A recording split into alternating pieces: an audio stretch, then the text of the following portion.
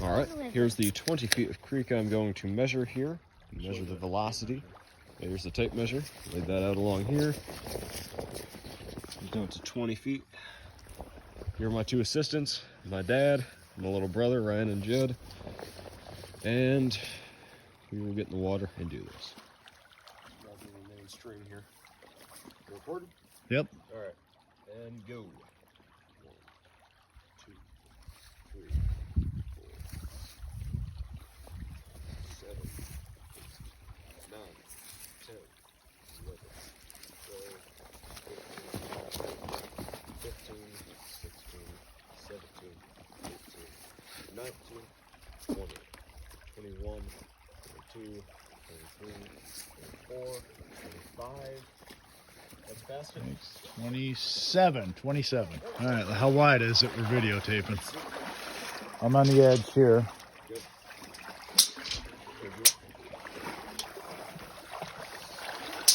Pull it tight.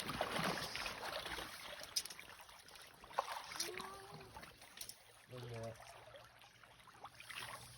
20 feet, about 21 feet. 21 feet. Actually, let's get this tight, Dad. Are you ready? Here's the end of it. What are you at? 19 feet. 19 feet.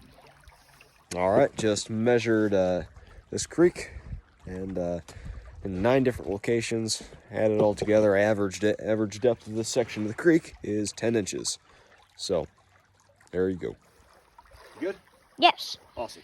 All right, so we have a 20-foot area measured out from that point right there to point 20 feet away right there. Stuck some sticks in the ground.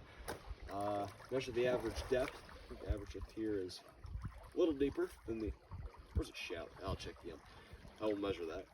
We're gonna measure the velocity, depth, and width in just a minute here. All right? Awesome. Turn the video off now, Jed. All right, we're gonna test the velocity of the stream here. We're gonna do it a couple times.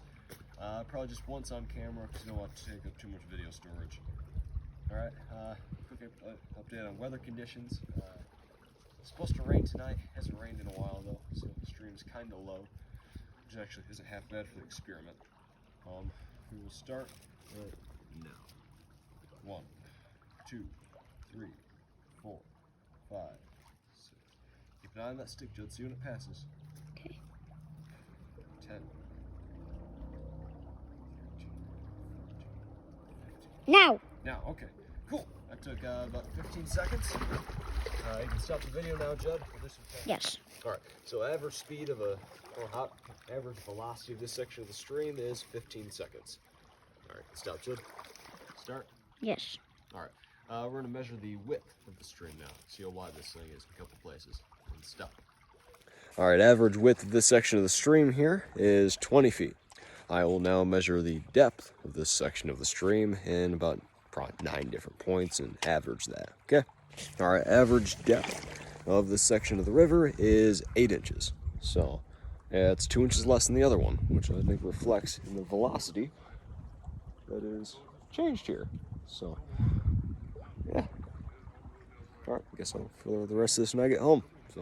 So the average depth up there is 10 inches.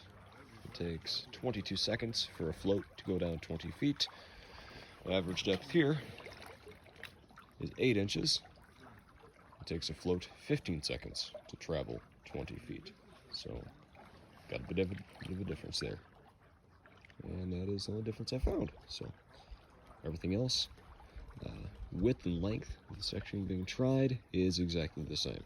So, yep, that's it.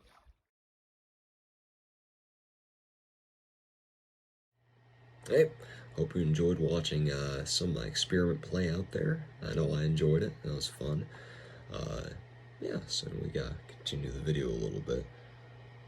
Gonna read a little bit of my experiment notebook here. Just kind of tell you guys what happened. I guess you can read it yourselves if you want to, or you can just watch the video and get it all the way right now. So we'll go along with that. The date of the experiment was April 24, 2021. Did it around 3 p.m.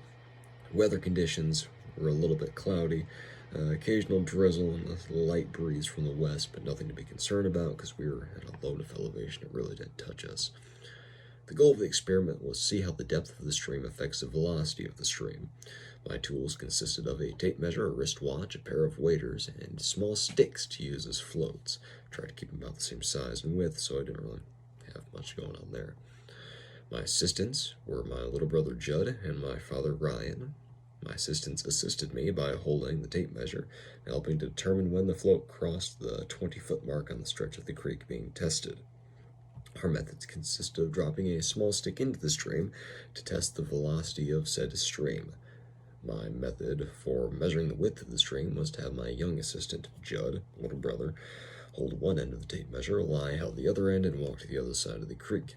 The depth of the stream was measured by using a tape measure held vertical at 9 different places throughout the section of the creek being tested. I would have used a yardstick if I had one, but for some reason we seem to have a shortage of yardsticks. Maybe it has something to do with the lumber shortage, I don't know. But yardsticks, I couldn't get any, so kind of stunk. The first time when I dropped the, anyway, those measurements, like width and depth, I averaged them out, did all that stuff.